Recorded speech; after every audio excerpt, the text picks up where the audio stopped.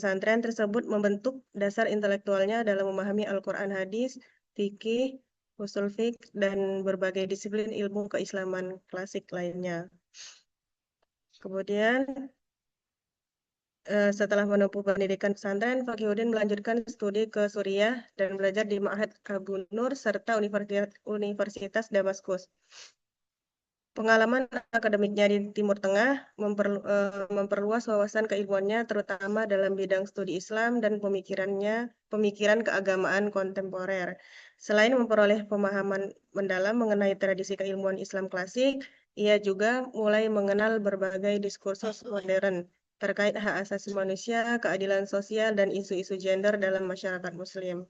Sepulangnya dari Suriah, Fakihudin aktif sebagai akademis, peneliti, dan aktivis sosial yang mengajar di berbagai institusi pendidikan Islam dan terlibat dalam sejumlah organisasi yang bergerak dalam bidang pemberdayaan masyarakat.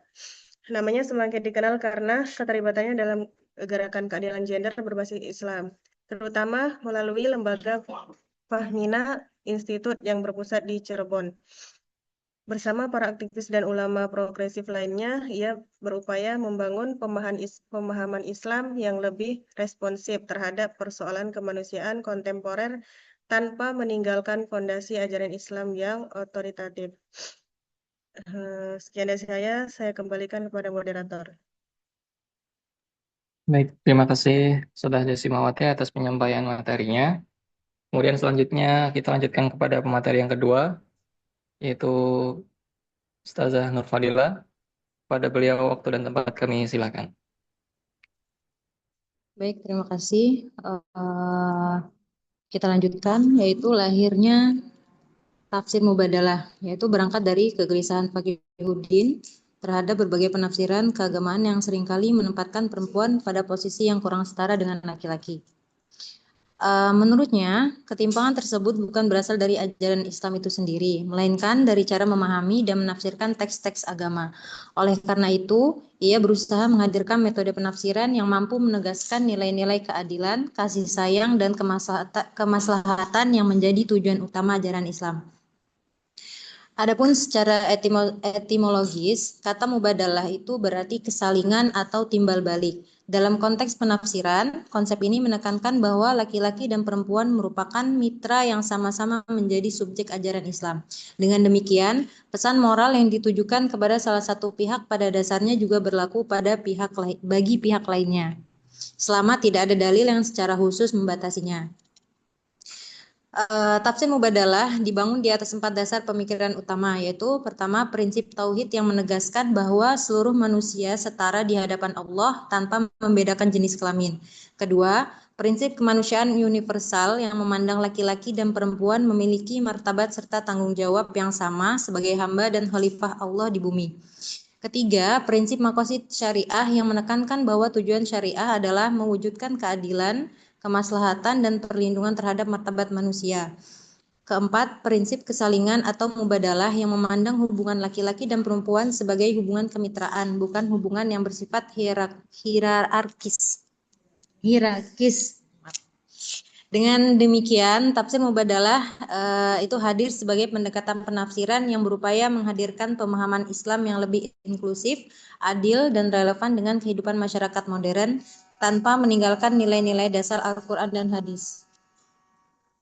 Pendekatan ini juga menjadi landasan penting dalam memahami relasi laki-laki dan perempuan termasuk dalam kehidupan keluarga dan masyarakat.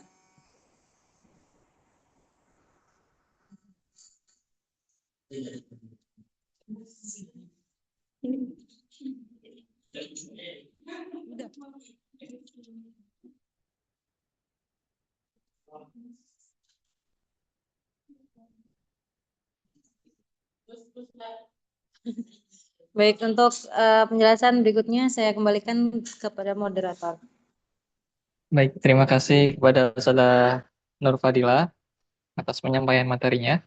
Kemudian selanjutnya kita akan dengarkan bersama pemaparan materi dari Ustazah Yulia. Pada beliau waktu dan tempat kami silakan. Halo.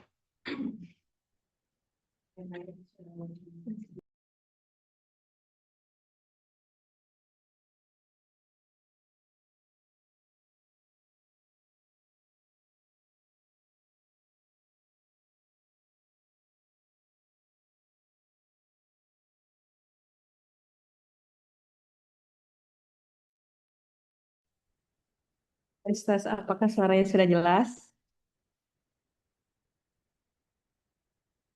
Ya, jelas Kak Oke, Yuli. alhamdulillah. Insya Allah kita akan membahas tentang Quran Surah An-Nisa, itu ayat ke-34, itu yang dijadikan dasar dari konsep kiwamah itu tersendiri. A'udzubillahi minasyaitonirrajim. Bismillahirrahmanirrahim. الرجال قوامون على النساء بما فضل الله بعضهم على بعض وبما أنفقوا من أموالهم فالصالحات قانتات حافظات للغيب بما حفظ الله واللاتي تخافون نشوزهن فعظوهن واهجروهن في المضاجع واضربوهن فإن أطعنكم فلا تبغوا عليهن سبيلا إن الله كان عليا كبيرا. Tamam. Quran Surah An-Nisa ayat ke-34 ini itu merupakan salah satu ayat yang penting dalam diskursus relasi antara suami dan istri. Kemampuan keluarga, kepemimpinan keluarga, tanggung jawab, gender dalam Islam. Jadi ayat ini itu sering dijadikan dasar normatif bagi konsep kiwamah itu sendiri. Apa kiwamah itu? Jadi kiwamah itu yaitu konsep tentang tanggung jawab laki-laki dalam rumah tangga. Itu. Terjemahan Kementerian Agama Republik Indonesia menyebutkan bahwa laki-laki adalah pelindung bagi perempuan karena Allah telah melebihkan sebagian mereka atas sebagian yang lain karena mereka telah memberi nafkah dan hartanya. Dalam konteks fikih keluarga, penggalan ayat Ar-rijalu qawwamuna 'alan nisa itu menjadi dasar pembahasan tentang posisi suami sebagai pihak yang memiliki tanggung jawab menjaga, melindungi, mengayomi, serta memenuhi kebutuhan keluarga. Secara bahasa, istilah kiwamah itu berakar dari kata bahasa Arab yaitu qoma yakumu yang mengandung makna berdiri, menegakkan, mengurus, menjaga, dan bertanggung jawab. Jadi, kiwamah itu tidak semata-mata bermakna kekuasaan, tetapi lebih dekat pada amanah pengelolaan dan tanggung jawab. Gitu. Dalam beberapa kajian tafsir kontemporer, kata qawwam itu banyak dipahami sebagai pihak yang melakukan fungsi perlindungan, perbaikan, dan pemeliharaan terhadap kehidupan keluarga. Artinya, kiwamah idealnya tidak dibaca sebagai lisensi dominasi laki-laki atas perempuan, melainkan sebagai kewajiban moral dan sosial untuk menciptakan rumah tangga yang tertib, aman, dan maslahat. Dalam tafsir klasik, Quran Surah An-Nisa ayat ke-34 ini banyak dipahami dengan menempatkan laki-laki sebagai pemimpin dalam keluarga. Pemahaman ini berkaitan dengan dua alasan yang disebutkan dalam ayat tadi, yaitu adanya kelebihan tertentu dan kewajiban untuk menafkahi gitu. Jadi para ulama klasik sering mengaitkan kelebihan tersebut dengan aspek fisik, tanggung jawab ekonomi, dan fungsi perlindungan. Karena itu, suami diposisikan sebagai kepala keluarga, sedangkan istri diposisikan sebagai pihak yang menjaga kehormatan diri, keluarga, dan harta ketika suami tidak berada di rumah. Jadi model pemahaman ini kemudian berpengaruh besar terhadap konstruksi hukum keluarga Islam, termasuk dalam budaya hukum di Indonesia. Namun, pemaknaan klasik terhadap kiwamah ini sendiri tidak dapat dilepaskan dari konteks sosial masyarakat ketika tafsir tersebut berkembang. Jadi pada masa ketika laki-laki menjadi penanggung jawab utama ekonomi keluarga dan perempuan lebih banyak berada di ruang domestik. Jadi pembacaan kiwamah sebagai kepemimpinan suami tampak sesuai dengan struktur sosial yang berlaku di masyarakat kita. Akan tetapi perubahan sosial modern menunjukkan bahwa peran ekonomi, pendidikan, pengambilan keputusan keluarga tidak lagi hanya dijalankan oleh laki-laki. Karena sekarang sudah banyak sekali perempuan yang menjadi pencari nafkah pengelola ekonomi rumah tangga, bahkan penentu keputusan penting dalam sebuah keluarga.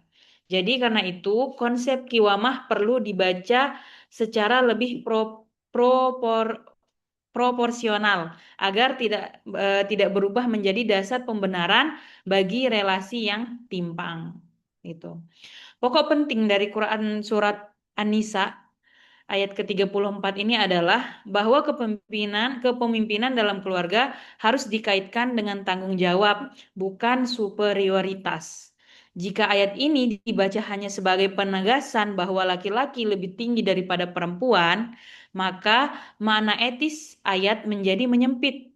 Sebaliknya, jika ayat ini dibaca sebagai penegasan tanggung jawab laki-laki untuk memberi perlindungan, nafkah, penghormatan, dan pengayoman, maka konsep kiwamah dapat dipahami sebagai amanah yang menuntut akhlak, bukan hak untuk menguasai.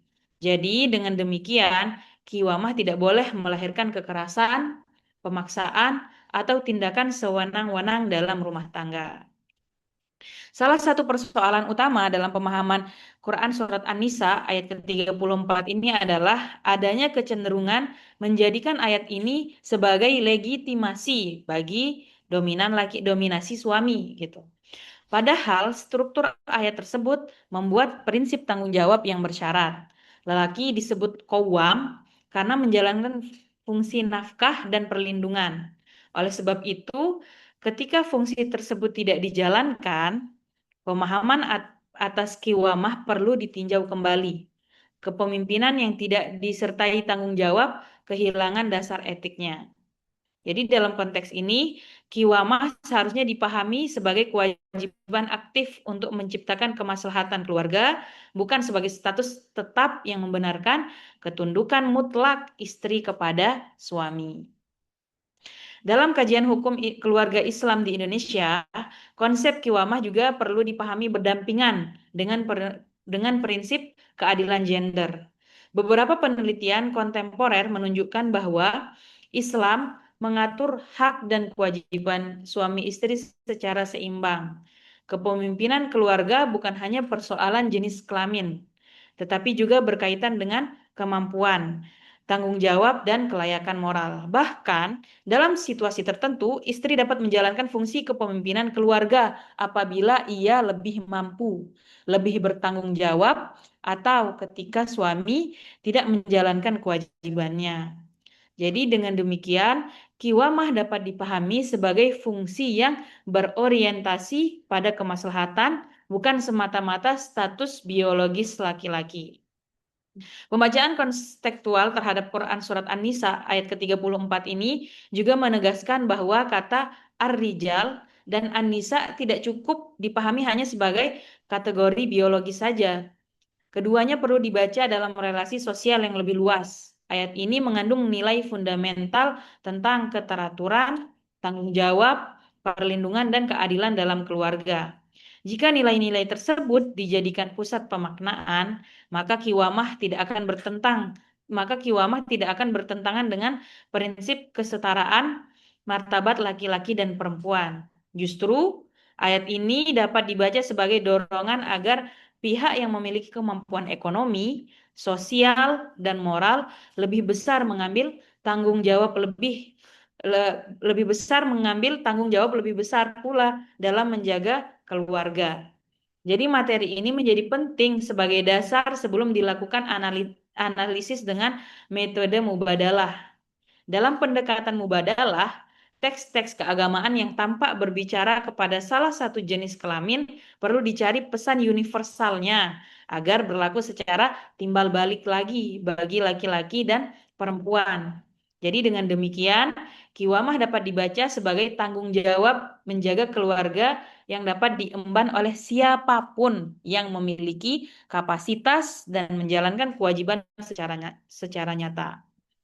Jadi pendekatan ini tidak menolak Quran Surat An-Nisa ayat 34, tetapi berusaha membaca pesan etik ayat secara lebih adil, kontekstual, dan sesuai dengan tujuan Islam dalam membangun keluarga yang sakinah, mawaddah, dan warahmah. Jadi dengan demikian, Quran Surat An-Nisa ayat 34 ini dapat dipahami sebagai dasar konsep kiwamah dalam arti tanggung jawab kepemimpinan keluarga. Namun, kepemimpinan tersebut tidak boleh dimaknai sebagai kekuasaan mutlak laki-laki atas perempuan. Makna yang lebih kuat dari ayat ini adalah kewajiban untuk mengayomi, menafkahi, melindungi, dan menjaga kemaslahatan keluarga. Dalam konteks sosial kontemporer, konsep kiwamah perlu dibaca secara dinamis agar tetap sejalan dengan prinsip keadilan, kesalingan, dan kemitraan suami dan istri. Pembacaan seperti ini membuka ruang bagi metode mubadalah untuk menegaskan bahwa relasi keluarga Islam bukan relasi dominasi, melainkan relasi tanggung jawab bersama. Seperti itu mungkin sekian dari saya. Saya kembalikan ke moderator. Baik, terima kasih kepada Saudara Yulia atas penyampaian materi yang ketiga. Kemudian selanjutnya kita dengarkan bersama pemaparan materi dari Ustazah Nur Hayani. Untuk itu kepada beliau waktu dan tempat kami silakan. Ya, baik, terima kasih. Saya akan lanjutkan pada bagian keempat, yaitu tafsir mubadalah dan rekonstruksi pembagian peran domestik dalam keluarga muslim. Jadi perdebatan mengenai pembagian peran domestik dalam keluarga muslim tidak dapat dilepaskan dari penafsiran terhadap Quran Surat An-Nisa ayat 34 yang selama ini dipahami sebagai landasan normatif konsep kiwamah. Dalam tradisi tafsir klasik, ayat tersebut umumnya dipahami sebagai penegasan kepemimpinan laki-laki dalam rumah tangga berdasarkan kelebihan tertentu yang diberikan Allah Subhanahu wa taala kepada mereka serta kewajiban memberikan nafkah kepada keluarga. Pemahaman ini kemudian melahirkan konstruksi sosial yang menempatkan laki-laki sebagai pencari nafkah utama dan perempuan sebagai pengelola urusan domestik. Meskipun demikian, perubahan sosial yang ditandai meningkatnya partisipasi perempuan dalam pendidikan dan dunia kerja menuntut adanya pembacaan yang lebih kontekstual terhadap ayat tersebut agar tetap relevan dengan realitas keluarga muslim kontemporer. Nah, dalam konteks inilah Fakihuddin Abdul Qadir menawarkan pendekatan qiraah mubadalah sebagai metode penafsiran yang berlandaskan prinsip kesalingan atau mutuality. Menurutnya, pesan moral Al-Quran pada dasarnya itu ditujukan kepada laki-laki dan perempuan secara bersama-sama, kecuali terdapat dalil yang secara tegas membatasi salah satunya. Oleh karena itu, relasi suami istri harus dibangun di atas prinsip kerjasama, kemitraan, dan tanggung jawab bersama, bukan relasi dominasi satu pihak terhadap pihak lainnya. Nah, penerapan metode mubadalah terhadap Quran Surat An-Nisa ayat 34 ini menghasilkan pembacaan yang berbeda dari tafsir yang menempatkan kiwamah sebagai bentuk superioritas laki-laki. Fakihuddin secara tegas menyatakan, dengan demikian, dalam tafsir mubadalah Quran Surat An-Nisa ayat 34 tersebut adalah bukan sedang menegaskan kepemimpinan atau tanggung jawab laki-laki terhadap perempuan dengan basis jenis kelamin. Sebab makna ini sama sekali tidak bisa mubadalah dan tidak sesuai dengan prinsip Islam. Pernyataan tersebut menunjukkan bahwa kritik utama mubadalah diarahkan pada pemahaman yang menjadikan jenis kelamin sebagai dasar utama kepemimpinan. Menurut Fakihuddin, jika kiwamah dipahami sebagai hak istimewa laki-laki semata karena ia laki-laki, maka makna tersebut tidak dapat diterapkan secara resiprokal dan bertentangan dengan prinsip keadilan yang menjadi tujuan syariat. Dengan demikian, kiwamah tidak dapat direduksi menjadi legitimasi dominasi laki-laki atas perempuan. Kemudian dalam pembacaan mubadalah, fokus utama ayat bukan terletak pada identitas biologis laki-laki, melainkan pada tanggung jawab sosial dan ekonomi yang dimiliki seseorang. Hal ini terlihat ketika Fakihuddin menegaskan bahwa tafsir mubadalah menegaskan bahwa ayat ini sedang berbicara mengenai tuntutan terhadap mereka yang memiliki keutamaan atau fadil dan harta nafkah untuk bertanggung jawab menopang mereka yang tidak mampu dan tidak memiliki harta. Kutipan tersebut memperlihatkan adanya pergeseran orientasi penafsiran dari pendekatan berbasis gender menuju pendekatan berbasis kapasitas. Dengan kata lain, substansi kiwama adalah tanggung jawab untuk menopang dan melindungi anggota keluarga yang membutuhkan dukungan. Bukan untuk menguasai, bukan hak untuk menguasai atau mengendalikan pihak lain. Nah, dalam perspektif ini, siapapun yang memiliki kemampuan ekonomi dan kapasitas sosial memikul tanggung jawab yang lebih besar terhadap kesejahteraan keluarga. Penafsiran tersebut semakin diperjelas ketika Fakihudin menjelaskan bahwa penyebutan laki-laki dalam ayat tersebut tidak dapat dilepaskan dari konteks sosial saat turunnya wahyu. Ia menyatakan, laki-laki disebutkan secara eksplisit karena kondisi real saat ayat turun, dan juga kondisi umum sampai saat ini, mereka memiliki harta dan mampu menafkahi. Nyatanya menunjukkan bahwa penyebutan ar-rijal dalam Quran Surat An-Nisa ayat 34 lebih bersifat deskriptif dan preskriptif. Ayat tersebut menggambarkan realitas sosial masyarakat Arab pada masa pewahyuan, ketika laki-laki secara umum memiliki akses lebih besar terhadap sumber daya ekonomi. Karena itu, yang menjadi pesan utama ayat bukanlah penetapan superioritas gender yang bersifat permanen, melainkan menegaskan bahwa pihak yang memiliki kemampuan ekonomi berkewajiban memberikan perlindungan dan dukungan kepada keluarganya. Berdasarkan pembacaan tersebut, Fakihudin kemudian menawarkan formulasi terjemahan yang lebih kontekstual terhadap Quran Surat An-Nisa ayat 34 ini, yaitu para laki-laki istri ketika mereka memiliki kapasitas yang diberikan oleh Allah Subhanahu wa taala kepada mereka dan mampu menafkahi dari harta yang mereka miliki. Penambahan frase ketika mereka memiliki kapasitas memperlihatkan bahwa kiwamah dipahami sebagai amanah yang terkait dengan kemampuan nyata, bukan hak istimewa yang melekat secara otomatis pada jenis kelamin tertentu. Dengan demikian, kiwamah menjadi lebih dinamis dan terbuka terhadap berbagai situasi keluarga yang berkembang dalam masyarakat. Implikasi paling penting dari penafsiran ini adalah perubahan cara pandang terhadap pembagian peran domestik dalam keluarga muslim. Jika kiwamah dipahami sebagai tanggung jawab berdasarkan kapasitas, maka pekerjaan domestik tidak lagi dapat dianggap sebagai kewajiban eksklusif perempuan.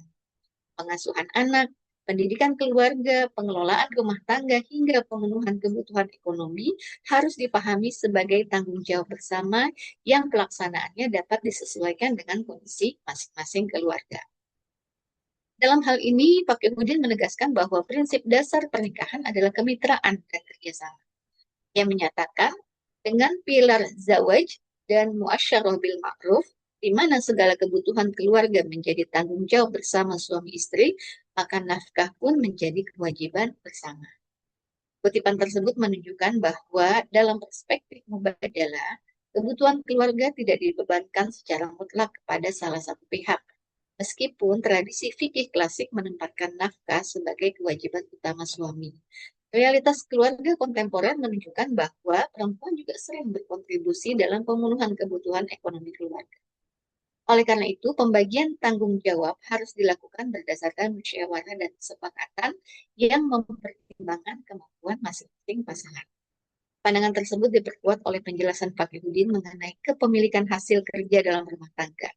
Ia menyatakan bahwa harta yang dihasilkan selama dalam pernikahan adalah harta bersama yang dikelola bersama untuk kemaslahatan keluarga. Konsep harta bersama ini memperlihatkan bahwa relasi suami istri dalam perspektif mubadalah merupakan relasi kemitraan yang setara. Jika hasil kerja dipandang sebagai aset bersama yang digunakan untuk kepentingan keluarga, maka logis apabila pengelolaan rumah tangga dan tanggung jawab domestik juga dipikul secara bersama. Dengan demikian, tidak ada alasan normatif untuk membebankan seluruh pekerjaan rumah tangga hanya kepada perempuan. Pembacaan mubadalah terhadap Quran Surat An-Nisa ayat 34 juga memperoleh legitimasi dari praktek kehidupan Nabi Muhammad SAW. Berbagai riwayat menunjukkan bahwa Nabi membantu pekerjaan rumah tangga, menjahit pakaian, memperbaiki sandal, dan melayani kebutuhan dirinya sendiri ketika berada di rumah. Keteladanan tersebut menunjukkan bahwa keterlibatan laki-laki dalam urusan domestik bukanlah tindakan yang bertentangan dengan nilai-nilai Islam, melainkan bagian dari akhlak kesalingan yang dicontohkan oleh Rasul Shallallahu Alaihi Wasallam. Dengan demikian, rekonstruksi pembagian peran domestik melalui tafsir mubadalah menggeser paradigma keluarga dari pola hierarkis menuju pola kemitraan. Dalam paradigma hierarkis, pembagian tugas ditentukan berdasarkan jenis kelamin, sedangkan dalam paradigma kemitraan, pembagian tugas ditentukan berdasarkan kemampuan, kebutuhan, dan kesepakatan bersama. Model ini tidak menghapus perbedaan biologis antara laki-laki dan perempuan, tapi menempatkan perbedaan tersebut dalam kerangka kerjasama yang berorientasi kepada kemaslahatan keluarga. Oleh karena itu, tafsir mubadalah tidak bermaksud menolak konsep kiwamah dalam surat An-Nisa ayat 34, melainkan merekonstruksi maknanya agar selaras dengan tujuan etis Al-Quran. Kiwamah tidak lagi dipahami sebagai hak untuk mendominasi, tetapi sebagai tanggung jawab untuk melindungi, mendukung, dan menghadirkan kemaslahatan bagi seluruh anggota keluarga. Dalam kerangka inilah, pemberian peran domestik tidak ditentukan secara kaku oleh jenis kelamin, melainkan dibangun melalui prinsip musyawarah, kesalingan, dan keadilan yang menjadi ruh ajaran Islam. Jadi demikian, saya kembalikan ke moderator. Baik, terima kasih Ustazah Nurhayani atas penyampaian materinya. Kemudian selanjutnya akan kami sampaikan pribadi, yaitu tentang relevansi tafsir mubadalah terhadap dinamika keluarga muslim kontemporer. Yang pertama, ini mungkin tidak jauh beda dengan apa yang sudah disampaikan dari pemateri-pemateri sebelumnya, yaitu adalah relevansi pertama adalah tawaran mubadalah dari kiwamah ke wilayah. Sebagaimana yang tadi sudah dijelaskan, bahwasanya Faqihuddin itu tidak serta-merta membuang istilah kiwamah, namun ia mengisi ulang maknanya menggunakan prinsip mubadalah. Menurut Faqihuddin, problematika yang timbul dari ayat kiwamah ini adalah ayat ini sering dimaknai sebagai laki-laki adalah pemimpin mutlak yang melanggengkan subordinasi. Adapun relevansi mubadalah yang ditawarkan oleh Faqihuddin adalah beliau menafsirkan kata qawwamuna sebagai tanggung jawab moral atau wilayah yang sama, bukan dominasi struktural. Sama seperti laki-laki bertanggung jawab secara finansial, nafkah, perempuan juga memiliki tanggung jawab moral, nafkah afektif, dan edukasi di ruang publik dan domestik. Kemudian lebih jelas lagi, Faqihuddin merincikan menjadi 4. Yang pertama adalah epistemologi fikih keluarga klasik dan urgensi metode mubadalah. Yang mana dinamika keluarga muslim kontemporer saat ini itu kita sering dihadapkan pada pergeseran peran sosial ekonomi yang masif di situ. Di mana perempuan tidak lagi sekedar menjadi objek domestik, melainkan aktif sebagai penopang finansial dan pengambil keputusan. Sayangnya, teks-teks fikih klasik seringkali dipahami secara hierarkis, sehingga cenderung menempatkan suami sebagai penguasa tunggal dan istri dalam posisi subordinat. Untuk menjembatani kesenjangan antara teks keagamaan dan realitas modern ini, maka Faqihuddin menawarkan metode qiraah mubadalah. Pendekatan ini tidak bertujuan membuang warisan teks klasik, melainkan merekonstruksi metodologi penafsirannya agar mampu melahirkan pemaknaan yang adil, setara, dan menempatkan laki-laki maupun perempuan sebagai dua subjek yang sama-sama bermartabat di hadapan Al-Quran. Kemudian yang kedua adalah dekonstruksi konsep kiwamah dari superioritas menuju kemitraan. Salah satu kontribusi krusial dari tafsir mubadalah adalah dekonstruksi terhadap konsep kiwamah yang bersumber dari surah An-Nisa yang tadi sudah dijelaskan. Dalam penafsiran tekstual tradisional, kata qawwamun itu kerap dilegitimasi sebagai hak prerogatif gender yang memberikan kekuasaan mutlak kepada suami atas dasar kelebihan fisik atau kewajiban menafkahi. Kemudian ketiga, rekonstruksi konsep wilayah sebagai hak otoritas mutual sejalan. Hak otoritas mutual. Sejalan dengan perubahan makna kiwamah, konsep wilayah yang dalam fikih klasik didominasi oleh laki-laki hingga melahirkan doktrin ketundukan mutual istri, kini oleh Faqihuddin direkonstruksi menjadi wilayah mutual. Dalam perspektif ini, seorang istri diakui sebagai subjek penuh yang memiliki otoritas penuh atas tubuh, pikiran, hak reproduksi, serta pilihan karirnya sendiri, setara dengan otoritas yang dimiliki oleh suami. Kemudian selanjutnya, relevansi yang kedua adalah tentang anti kekerasan domestik atau KDRT. Fakihudin memandang bahwasanya problem dari KDRT yang sering kita jumpai adalah kesalahan cara pandang dalam menafsirkan hadis dan fikih klasik yang membenarkan pukulan ringan atau dorban ghairu mubarih sebagai solusi nusyus atau kedurhakaan istri.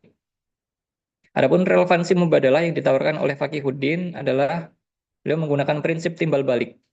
Fakihudin menyatakan bahwasanya jika seorang suami tidak boleh memukul istri, maka seorang istri juga tidak boleh memukul suami.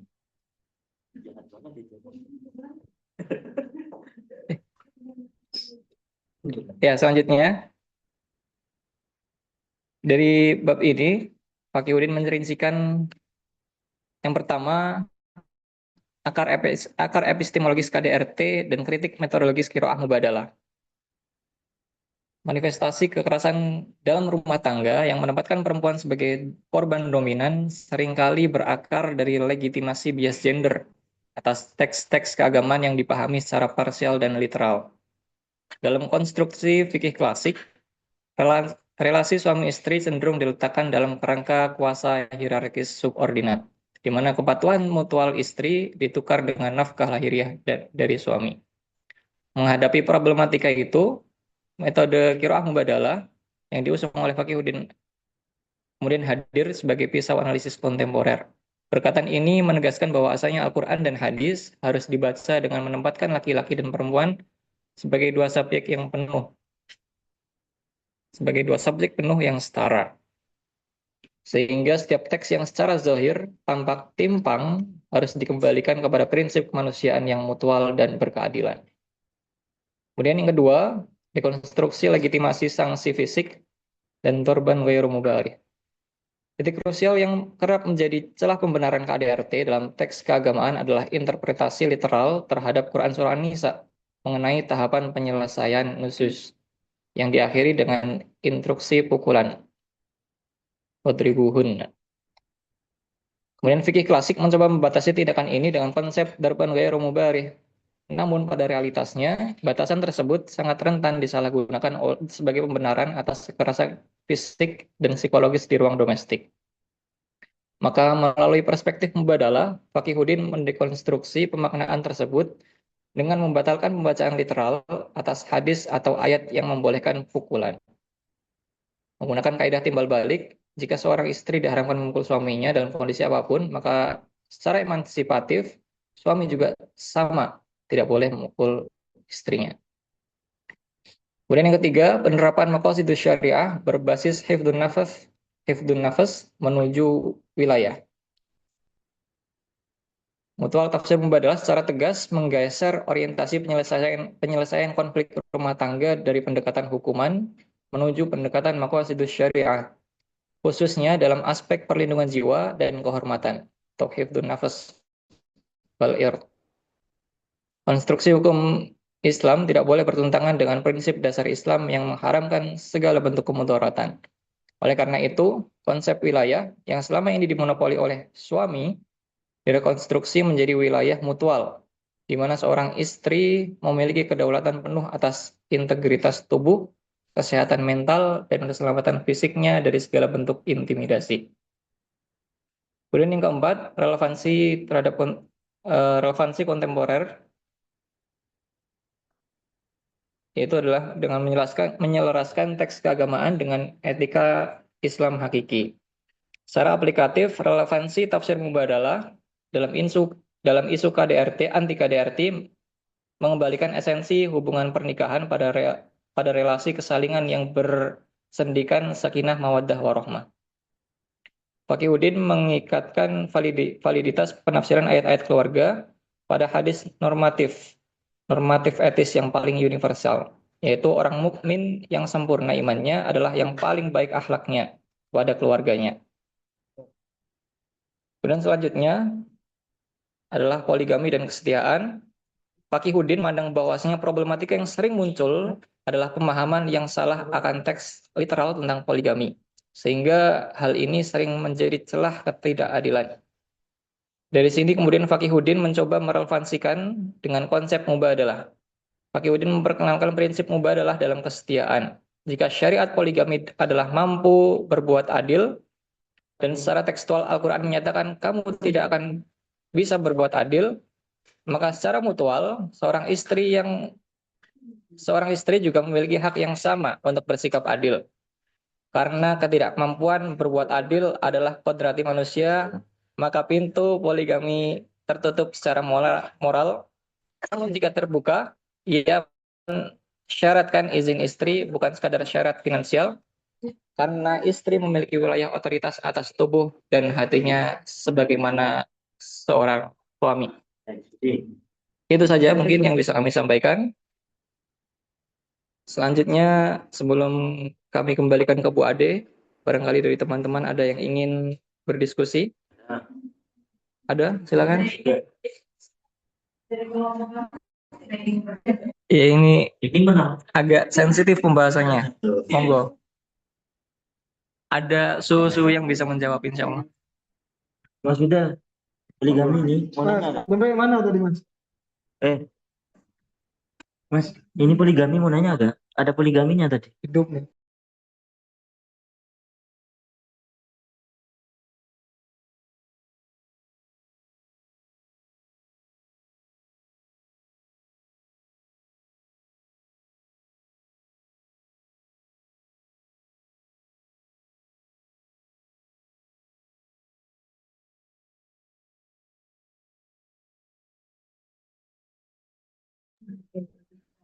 Eh,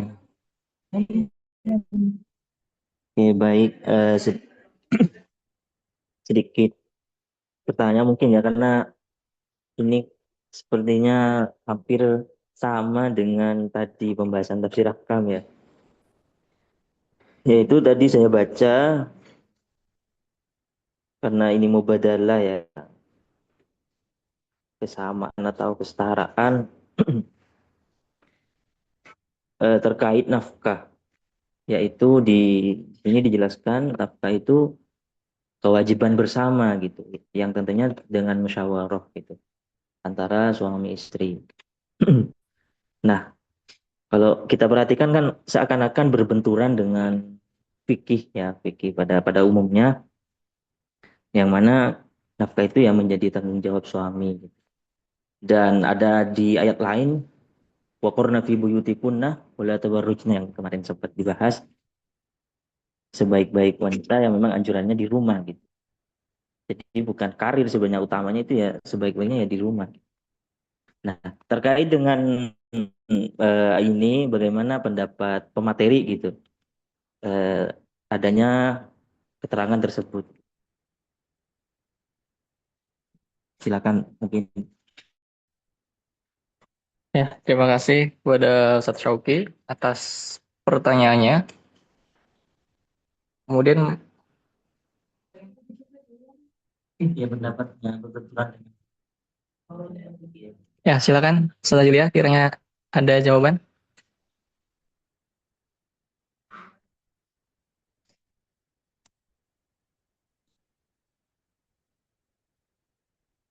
Silakan kepada para pemateri,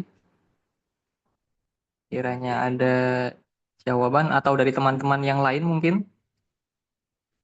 Kiranya ada jawaban yang bisa disampaikan, kami silakan.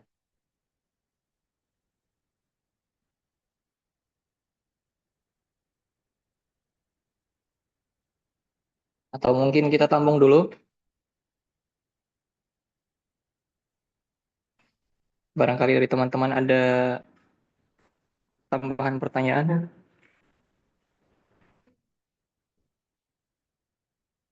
Ada, Ustaz Al? Memang ini agak sensitif ya, tafsir mubadalah ini.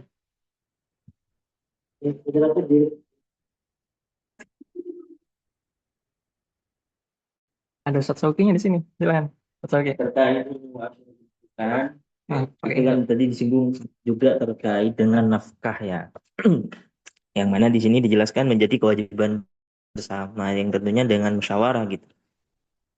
Gitu. Sedangkan di ini kan kayak seakan-akan berbenturan dengan fikih gitu, fikih rasional dan sebagainya yang kita ajari di tafsir ahkam. Penekanannya kan apa ya di kewajiban bersama. Di ayat kan untuk perempuan itu yang terbaiknya kan waqurna fi buyutikunna kan. Nah, ini kan seakan ada apa ya kayak ada kontras gitu. Trust. Bagaimana pendapat materi terkait hal tersebut?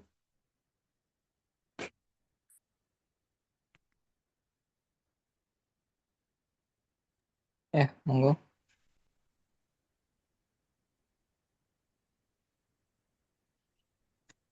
Sudah Nur Fadilah mungkin. Karena ini menyangkut dasar-dasar dari teori mubadalahnya. Boleh jawab? Siapa menjawab? Antum menjawab. Betul. Kalau kita perhatikan, sebelumnya izin menjawab. Kalau kita memperhatikan kan tentang konsep tafsir mubadalah itu sendiri, konsep tafsir mubadalah itu adalah manhaj pemahaman gitu, bagaimana cara kita membaca teks-teks keagamaan seperti tafsir seperti ini gitu yang terkait dengan laki-laki dan perempuan gitu. Ini hanya manhaj pemahaman gitu dengan prinsip kesalingan, keadilan dan kemaslahatan gitu.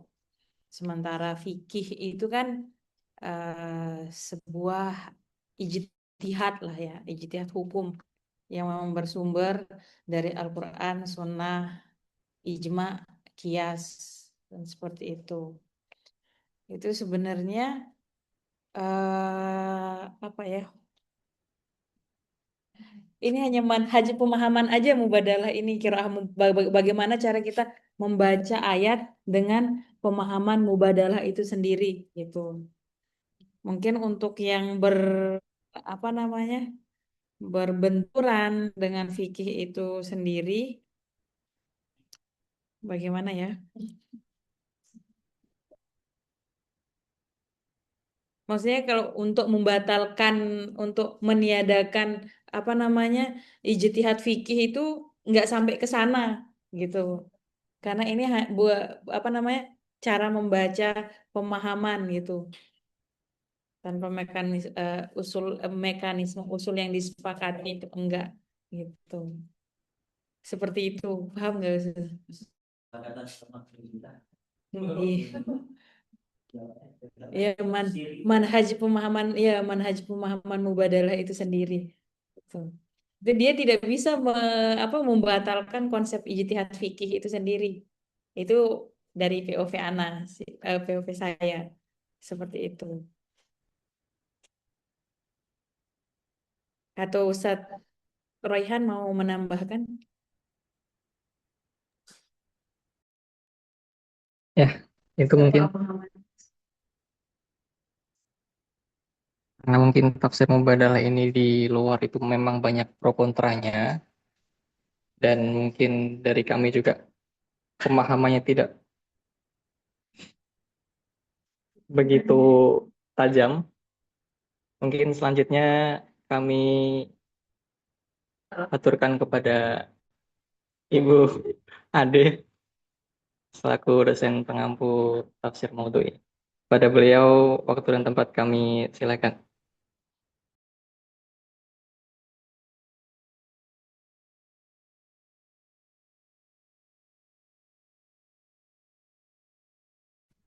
Oke, baik. Bismillahirrahmanirrahim. Assalamualaikum warahmatullahi wabarakatuh. Waalaikumsalam warahmatullahi wabarakatuh. Tadi mana ya?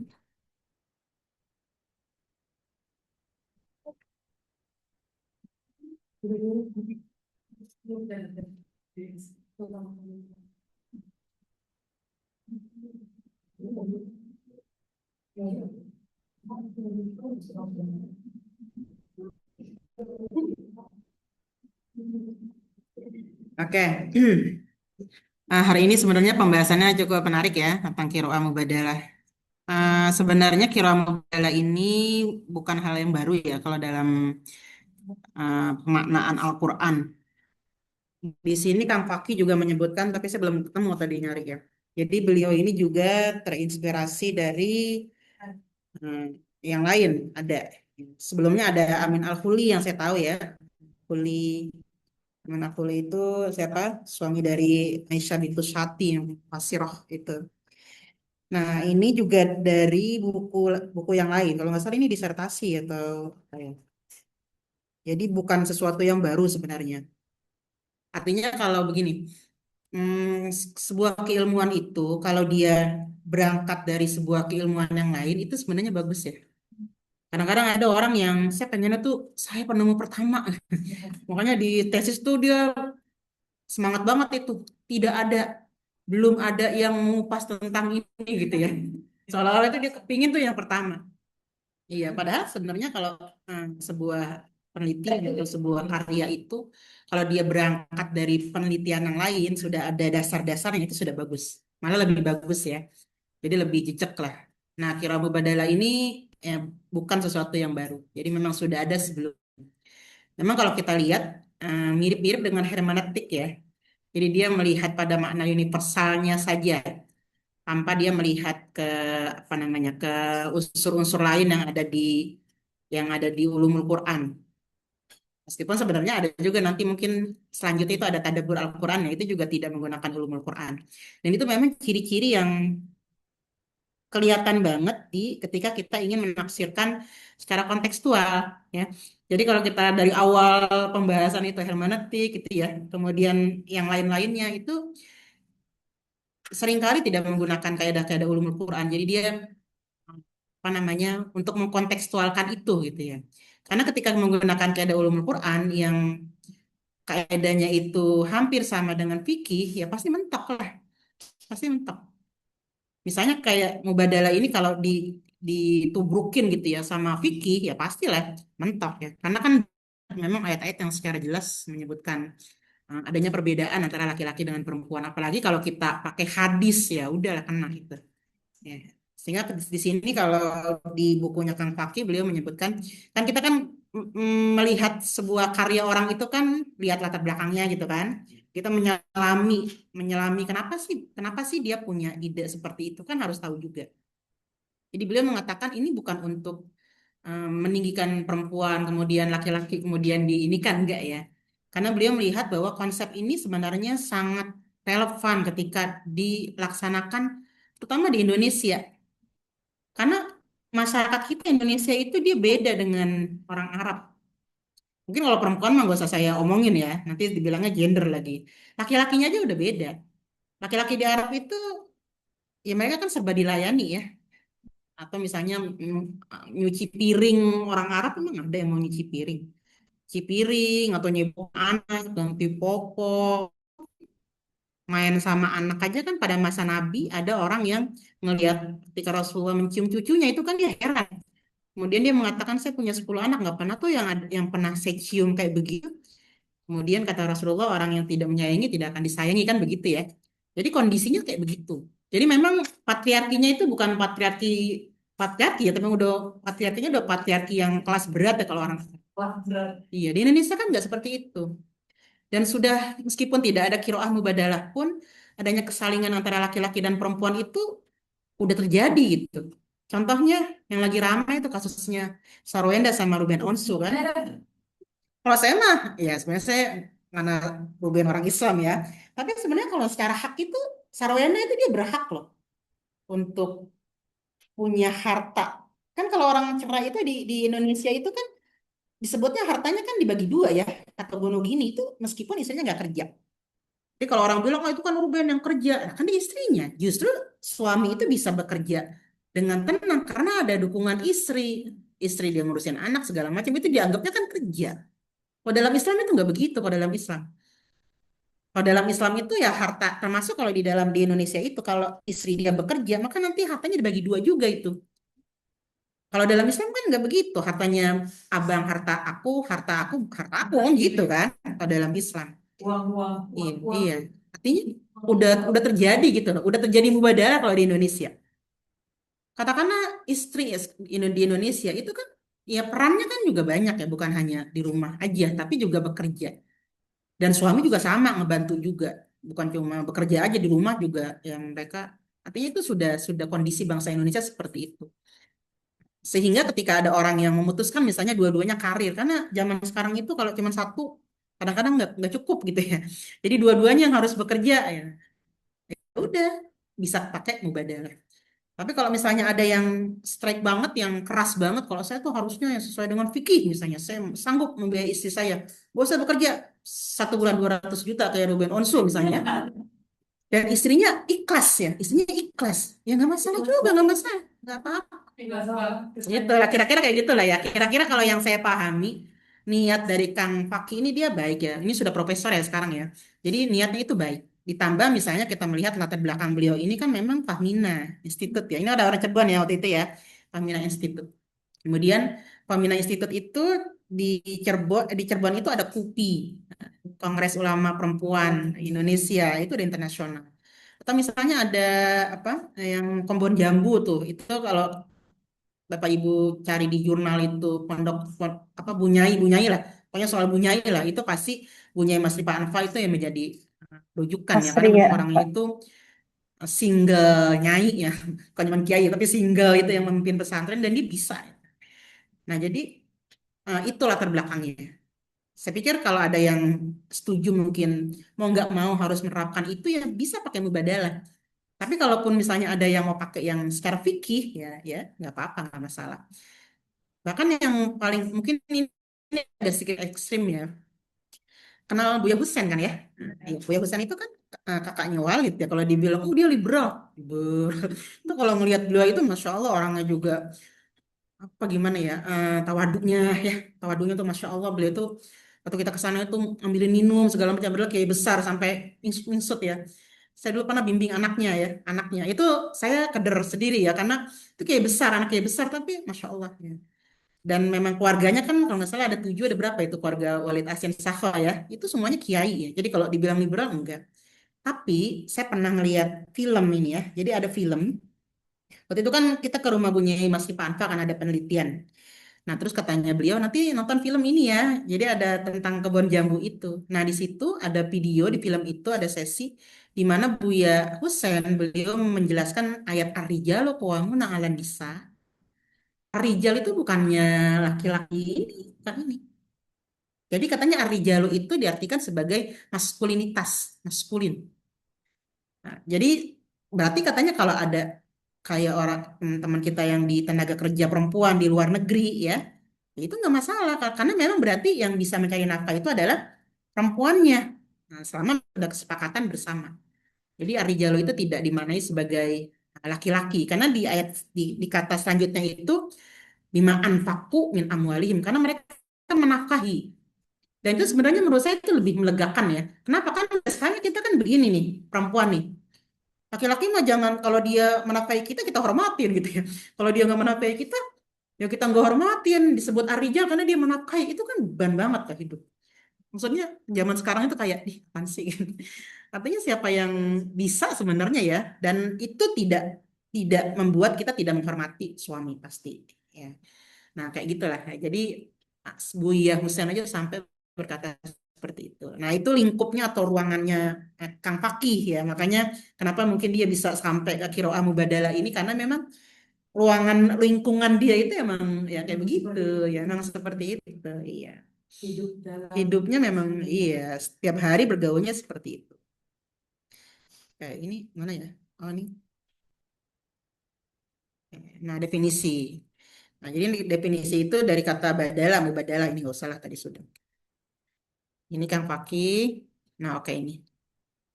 Nah, jadi gagasannya itu dari mana sih? Nah, ini kita lihat dari ayat-ayat Al-Quran. Ini menurut Kang Fiki ya di bukunya ya.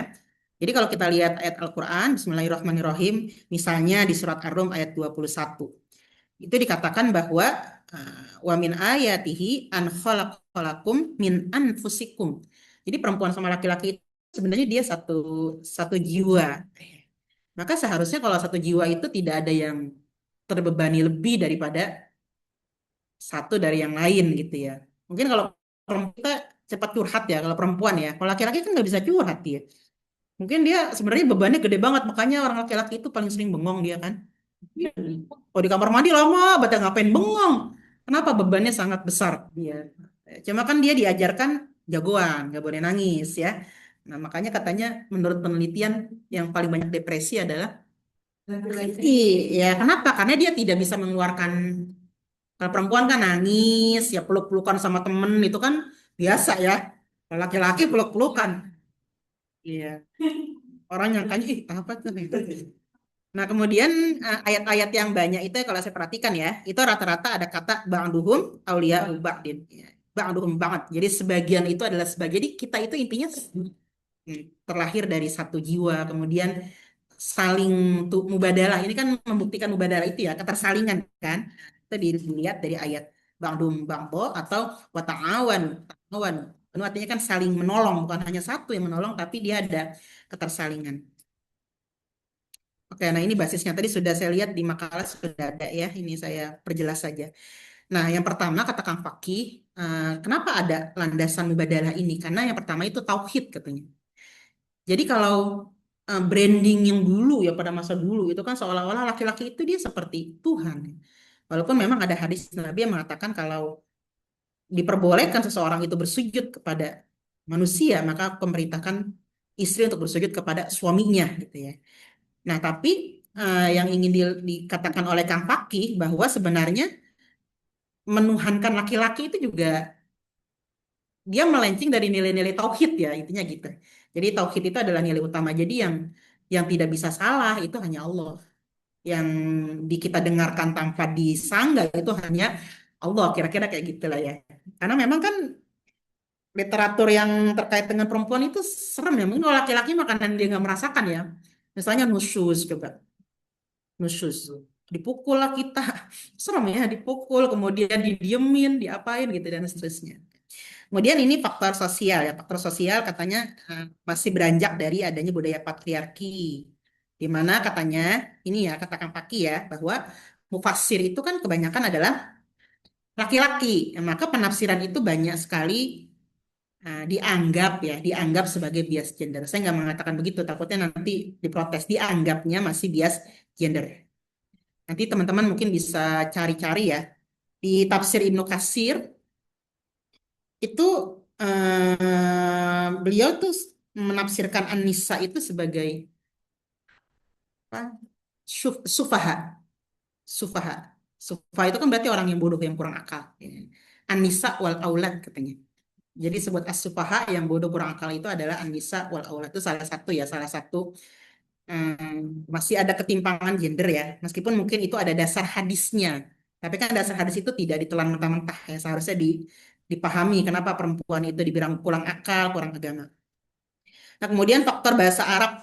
Nah, faktor bahasa Arab ini di mana Al-Quran itu seringkali menggunakan domir kum kan, kum, hum.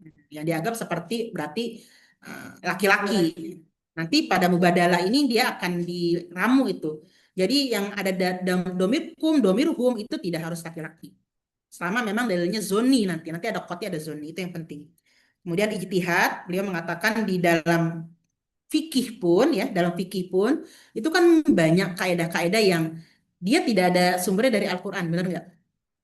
Maslahat mursalah, saduz zariyat itu ada tidak? Saduz zariyat ya, saduz zariyat ada tidak dalil dalam Al-Qur'an? Nggak ada. Bahkan makanya ada ulama yang ikhtilaf terkait dengan saduz zariyat itu. Kenapa itu nggak ada dalilnya dalam apa? Yang menyebut secara saduz zariyatnya secara jelas itu nggak ada. Memang ada wala taqrabuz zina itu kan saduz zariyat ya. Jadi mendekatinya aja nggak boleh. Tapi itu tidak menyebutkan secara jelas saduz zariyatnya kan. Jadi nggak ada maslahat mursalah, saduz zariyat, terus nguruf itu nggak ada. Takang fakih. Tidak ada dalil yang ininya ya, yang menyebutkan di dalam Al-Qur'annya itu nggak ada. Jadi itu ijtihad dari para ulama sehingga beliau mengatakan ya apa salahnya kita juga punya ijtihad. Artinya ijtihad itu bukan sesuatu yang baru ya.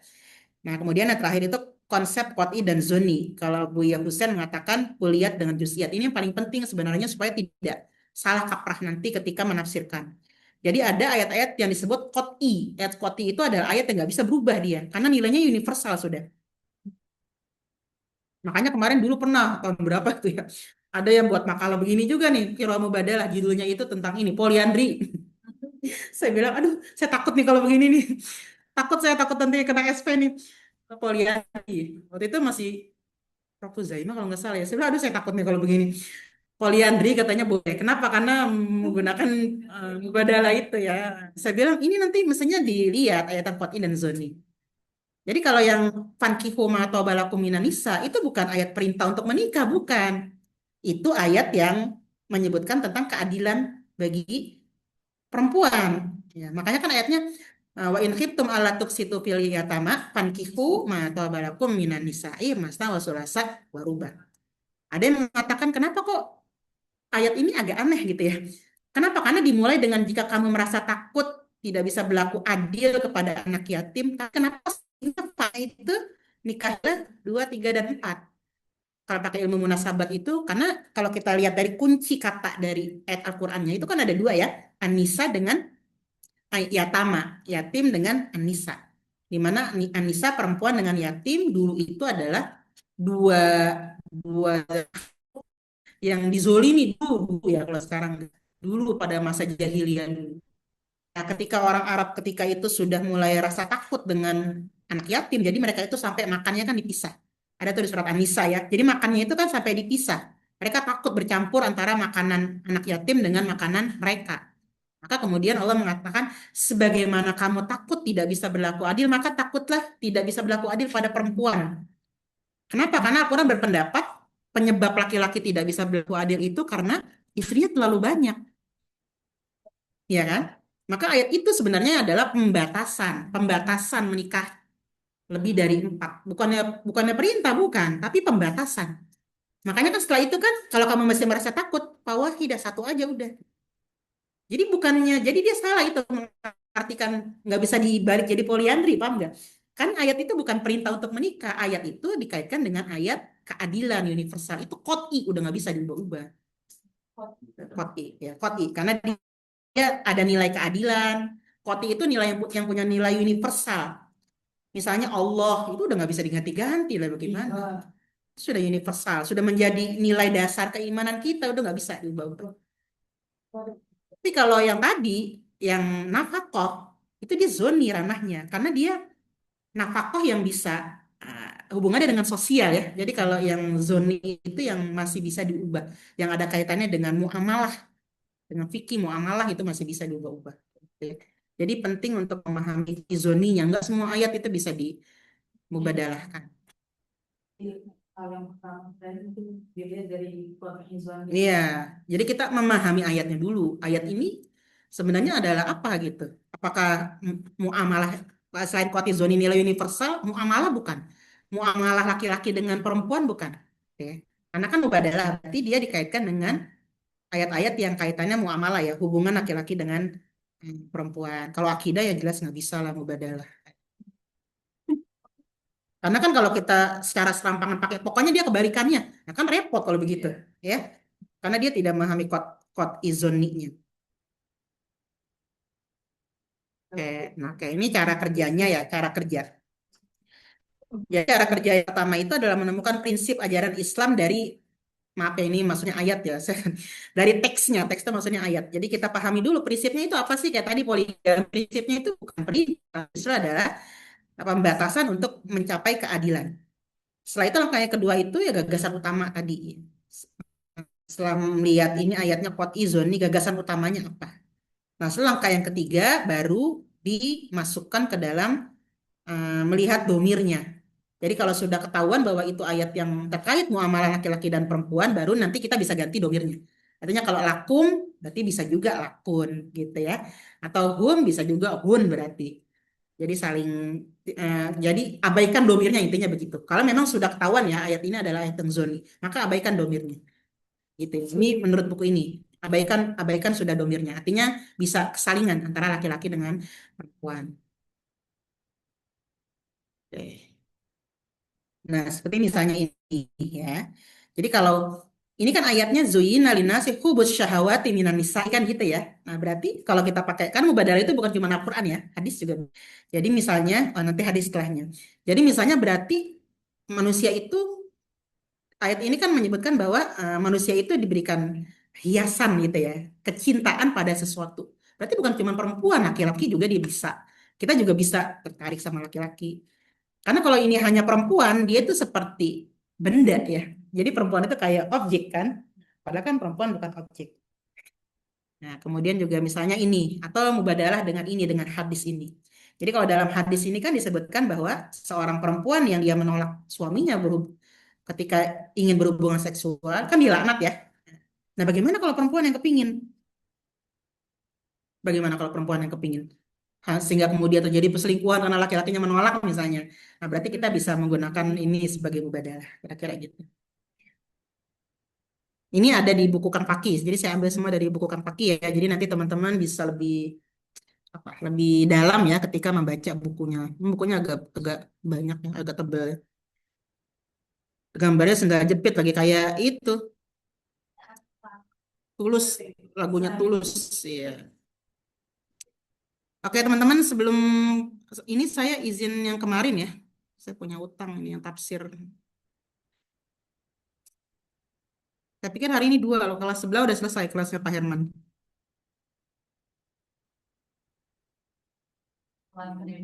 Tapi tadi saya capek banget jelasin sampai 3 ya, bagus lah.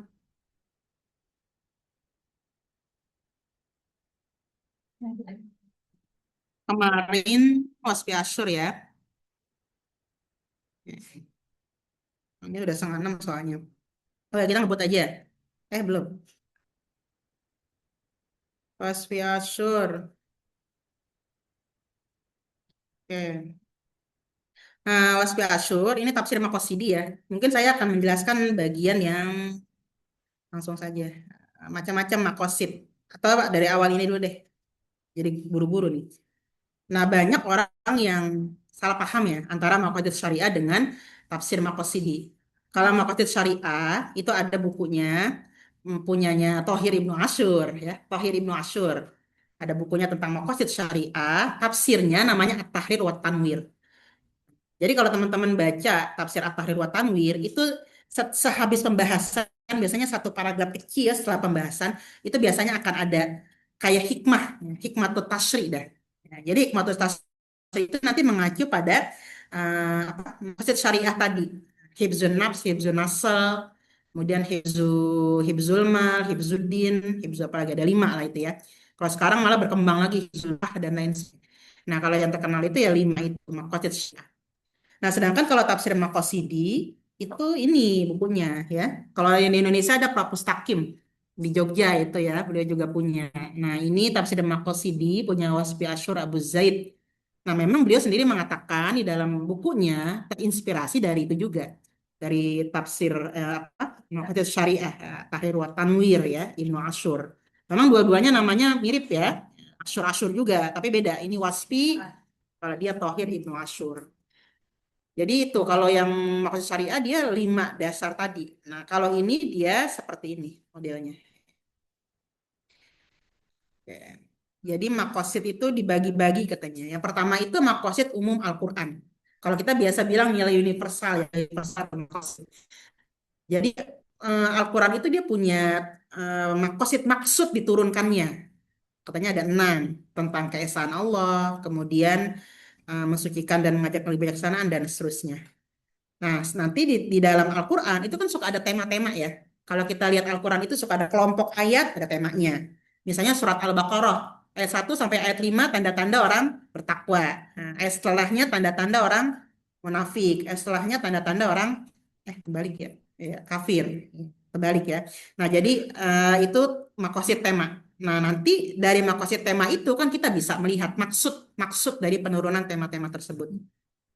Ada lagi maqasid surah. Ya, maqasid surah itu ya kita tahu. Biasanya kalau teman-teman nulis maqasid surah, itu di awal, kalau tafsir di awal surah itu suka ada dia maqasidnya. Jadi maksud. Termasuk misalnya maksud nama suratnya apa. Kenapa Al-Baqarah? Kenapa dinamakan surah Al-Baqarah? Ya karena ketika itu orang-orang Yahudi, itu kan sebelum mereka dibawa oleh Nabi Musa, mereka menyembah sapi kan. Kemudian di situ juga banyak cerita tentang makanya kenapa disuruh nyembelihnya anak sapi karena mereka menyembah sapi sebelumnya. Kemudian ketika Nabi Musa naik ke Bukit Tursina, mereka kembali menyembah patung anak sapi. Ya. Jadi intinya itu adalah menghilangkan kesyirikan, keesaan Allah. Kira-kira kayak gitu. Jadi setiap nama itu ada, nama surat ada. Kemudian nanti biasanya di depan itulah, di depan surat-suratnya. Kemudian ada yang namanya makosid ayat. Jadi nanti teman-teman kalau menafsirkan pakai tafsir makosidi, ayatnya dilihat, makosid suratnya juga dilihat. Bahkan ada makosid kata di dalam Al-Quran. Misalnya ketika ada ayat surat Al-Falaq, wa min syarrin nafasati fil uqad. Misalnya kita ingin tahu kenapa itu menggunakan nafasat ya. Ada yang mengatakan karena itu kan artinya kan kita berlindung dari dukun-dukun yang meniup-niup buhul ya, tali ya. Jadi kalau ada orang rumah tangganya itu goyang terus, itu kebetulan kemungkinan ya, mungkin juga ada dukun. Nah, bagaimana caranya itu? Niupnya itu gimana caranya? Nah, itu seperti kita membaca nafasat. Jadi kalau nafas itu kan nya kan ke atas ya, bukan ke situ. Jadi niupnya itu nggak kayak kita niup lilin ulang tahun, begitu. Nah, tapi dia kayak gitu. Jadi dia goyang aja nih apinya. Makanya katanya kalau orang kena sihir itu berantem terus, berantem. Bagi yang percaya adanya sihir. Karena ada di beberapa tafsir juga ya yang mengatakan sihir itu majaz katanya, majazi. Oke, maksud kata dalam maksud kata dalam Al-Quran. Nah, ini metodenya kemarin kayaknya sudah dijelasin ya di makalahnya. Tekstual, kemudian induktif, nih teman-teman baca sendiri. Konklusif, kalau eksperimen para pakar itu maksudnya penafsiran-penafsiran. Jadi kalau dia nanti dikaitkan dengan psikologi, berarti nanti pendapat dari psikolog juga. Ya, untuk sampai pada penafsiran yang kontemporer. Baik, kayaknya ada pertanyaan. Mubadalah ya. Iya, siap. Oh iya, silakan yang salat maghrib.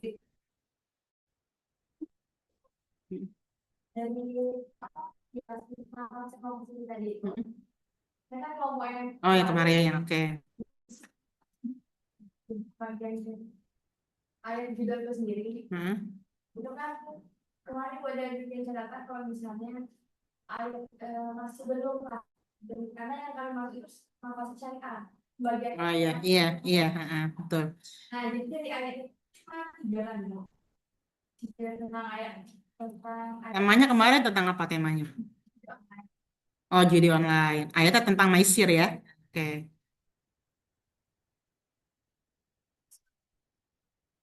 Nah, dari metodenya itu bagaimana? Berarti ambilnya makosid ayat. Nggak mesti semuanya, makosid ayat saja. Jadi makosid ayat itu apa nih? Kan nanti ketahuan tuh dalam tafsirnya kan. Kenapa maisir itu dilarang? Nah, ambil satu ayat, kayak kita nusun tafsir tematik, ambil satu ayat yang pokok, kalau grand ayat lah disebutnya ya. Jadi ayat yang intinya. Nanti ayat-ayat lain itu dia menjabarkan dari ayat itu. Jadi maksud dari ayatnya kan itu kelihatan dari penafsiran-penafsiran hikmahnya, misalnya kenapa judi itu dilarang, atau misalnya kenapa di dalam ayat yang lain itu judi disamakan dengan homer, apakah dia ada segi berbahayanya. Jadi fokusnya ke ayat. Bisa juga misalnya kalau tidak fokus ke ayat, setelah fokus ke ayat, misalnya ada nggak fokus ke kata misalnya. Kenapa disebutnya al-maisir? Kenapa kata yang dipilih oleh Al-Quran itu al-maisir? Kalau ada, berarti dia dua pakainya. Makosid ayat dengan makosid kata. Tapi kalau nggak ada, cukup makosid ayat aja. Enggak semuanya harus diambil Qurannya apa, ininya apa, enggak. Cuma biasanya itu akan ada keterkaitan. Itu suratnya surat apa? Al-Maidah. Al-Maidah kan banyak berbicara terkait dengan hukum ya. Nah, nanti coba dikulik tuh di tafsir-tafsir. Kenapa Al-Maidah itu banyak berbicara terkait dengan ahkam. Jadi nanti bisa melihat bahwa surat Al-Maidah ini banyak berbicara terkait dengan masalah ahkam. Kenapa? Nah, nanti dikaitkan dengan maisirnya. Tapi kalau memang intinya itu ada pada ayatnya, berarti nanti fokusnya pada tafsir ayatnya, makosid ayatnya ya. Jadi makosid yang lain kayak makosid Quran atau makosid, kalau makosid Quran kan bisa juga itu. Coba lihat di 6 itu ada nggak mencegah bahaya misalnya. atau untuk kemaslahatan misalnya, berarti nanti dikaitkan. Nah, tapi dia tidak sedalam ketika kita berbicara makosid ayatnya ya. Jadi kita fokus pada makosid ayat gitu. Jadi jangan yang makosid Qurannya satu paragraf, makosid ayatnya satu paragraf, nggak nyampe kalau begitu. Karena kan kita ingin mengulik terkait dengan judi online ya kan. Nah, kemudian itu kan online dia kan. Berarti kan ketika online itu harus apa namanya? Dia kontekstual ya. Nah, bagaimana itu mengaitkan kan dalam Al-Quran kan nggak bukannya online dia kan. Sedangkan itu online, bagaimana mengaitkannya? Apakah misalnya dilihat dari segi bahayanya, misalnya lebih berbahaya dibandingkan judi yang biasa. Ya. Jadi nanti cari yang pembahasan yang artinya nanti baruannya itu ini justru lebih bahaya dibandingkan judi yang biasa. Nah, bagi khususnya itu kalau Judi itu berarti makosid bahaya secara umumnya apa? Iya, ya, iya begitu aja ya. Dampak dari segi ekonomi, kemudian dampak dari segi coba. Teman-teman yang sholat aja ya. Saya jadi buru-buru nih jadinya nih. Nah, kalau makosid umum itu kan berarti secara umum katanya ya, secara umum ininya ya, secara umum apa? Tadi dulu.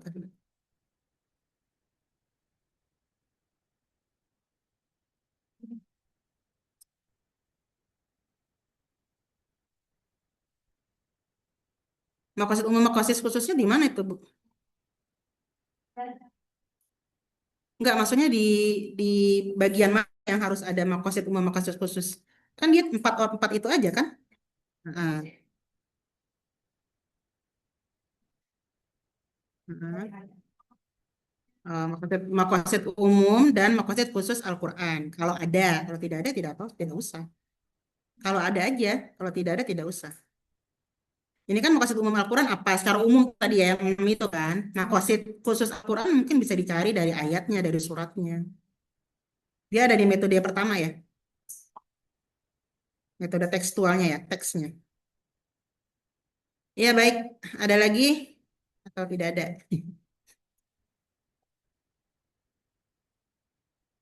Nanti untuk makalahnya udah bagus ini makalah. Hmm, udah azan ya. Nanti saya kirim aja ke ini ya, ke Bu Fadila ya untuk makalahnya ya. Nanti tolong di-share di grup. Baik, makasih semuanya. Kita tutup dengan pembacaan hamdalah. Alhamdulillah. Terima kasih, Bu. Terima kasih Makasih banyak, ya Bu. semuanya. Terima kasih, Bu.